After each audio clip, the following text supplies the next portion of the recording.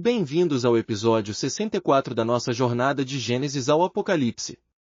Hoje estudamos Números 21, uma passagem que revela como Deus transforma instrumentos de julgamento em meios de salvação. Após 40 anos no deserto, Israel enfrenta serpentes venenosas, mas Deus provê uma solução extraordinária que aponta diretamente para Cristo. Vamos descobrir detalhes surpreendentes que muitos perdem nesta narrativa poderosa. Em Números 21:3, o rei cananeu de Arad ataca Israel porque percebe uma vulnerabilidade. Arão, o sumo sacerdote, havia morrido. Israel faz um voto solene: se Deus lhes der vitória, destruirão completamente essas cidades. Deus ouve e concede vitória total. Mas logo depois, nos versículos 4-9, o padrão familiar ressurge. O povo se impaciente no caminho e murmura contra Deus e Moisés. Desta vez, as consequências são imediatas e mortais. Serpentes ardentes invadem o acampamento, mordendo e matando muitos. O povo reconhece seu pecado e pede intercessão a Moisés. A resposta de Deus é surpreendente: uma serpente de bronze numa haste, para que todo mordido que olhasse para ela vivesse. Vamos examinar detalhes cruciais que frequentemente passam despercebidos. Primeiro, por que o rei de Arad atacou exatamente naquele momento? Números 20:29 nos diz que Arão havia morrido, e toda a congregação o pranteou por 30 dias. Os inimigos perceberam que Israel estava sem seu sumo sacerdote, pareciam vulneráveis. Segundo, o voto de Israel no versículo 2 não foi uma promessa casual. A palavra hebraica Eren significa destruição completa, consagração total ao Senhor. Era um voto permanente e sério. Terceiro, observe que a serpente foi feita de bronze, o mesmo metal do altar dos holocaustos onde sacrifícios eram oferecidos. Não foi acidental.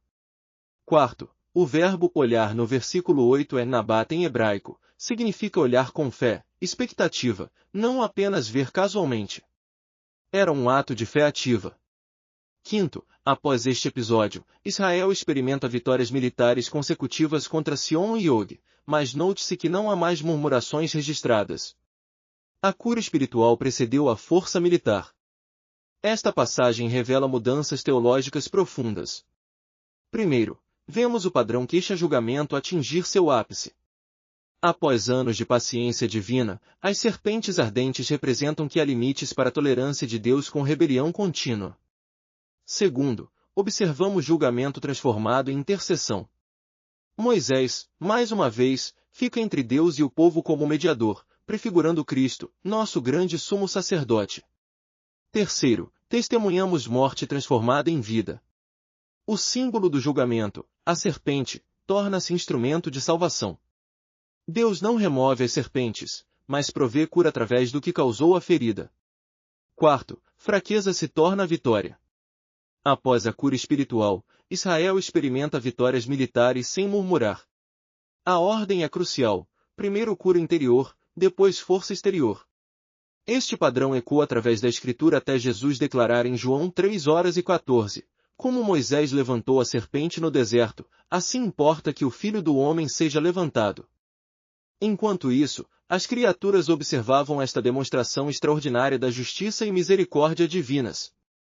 Vejo minha forma sendo usada tanto para julgamento quanto para salvação. Como pode o Criador transformar o símbolo da maldição em meio de cura?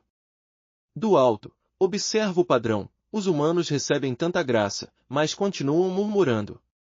Agora enfrentam consequências reais, serpentes venenosas no acampamento. Mas veja como Deus responde quando eles reconhecem o pecado. Uma serpente de bronze numa haste. Quem olha com fé vive. É como se o instrumento do julgamento se tornasse salvação. Isso me perturba e me maravilha. Minha espécie trouxe a primeira queda, mas aqui uma imagem minha traz cura. Que mistério é este? É o caminho do Altíssimo, ele transforma o que era para a morte em vida. Os humanos precisam apenas olhar com fé, não merecer a cura. E após serem curados, vejo algo diferente neles. Não mais murmuração, mas vitórias. A cura interior precedeu a força exterior. Que lição para todos nós! Esta narrativa se conecta poderosamente com outras escrituras. Jesus mesmo faz a conexão em João 3:14-15, e, Como Moisés levantou a serpente no deserto, assim importa que o Filho do Homem seja levantado, para que todo aquele que nele crê não pereça, mas tenha a vida eterna. A tipologia é clara. Cristo na cruz torna-se pecado por nós, como a serpente de bronze representou o julgamento. Em 2 Coríntios 5:21, aquele que não conheceu o pecado, o fez pecado por nós, para que nele fossemos feitos justiça de Deus. Mas cuidado, 2 Reis 18:4 nos mostra que séculos depois, o rei Ezequias teve que destruir esta serpente porque Israel começou a adorá-la como ídolo. Símbolos de salvação podem se tornar ídolos quando paramos de olhar através deles para Deus. A conexão com Êxodo 17:16 também é clara. A guerra contra Amaleque continua, mas agora com vitórias consistentes porque o coração foi curado primeiro. Que aplicações práticas extraímos desta passagem poderosa? Primeiro, quando enfrentamos consequências do nosso pecado, nossa primeira resposta deve ser buscar intercessão, não oferecer justificativas. Moisés nos modela a liderança pastoral, ele intercede mesmo quando o povo murmurou contra ele. Segundo, reconheça que cura espiritual deve preceder nossa força para as batalhas da vida. Israel só teve vitórias consistentes após olhar para a serpente com fé.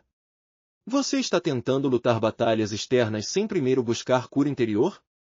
Terceiro, olhemos para Cristo com fé genuína, não como ritual religioso. O verbo olhar implica fé ativa, expectativa. Não é suficiente conhecer sobre Jesus, precisamos olhar para ele confiando em sua obra. Quarto, líderes cristãos devem aprender com Moisés sobre intercessão. Quando pessoas sob nosso cuidado falham, nossa resposta deve ser oração, não condenação. Finalmente, lembre-se que símbolos sagrados podem se tornar ídolos. Nossa fé deve estar em Cristo, não em tradições ou objetos religiosos. A serpente de bronze nos aponta para a cruz onde Jesus se tornou pecado por nós. Que nossa fé esteja firmemente fixada nele, não em símbolos ou tradições. Oremos juntos pelo Brasil e por avivamento genuíno.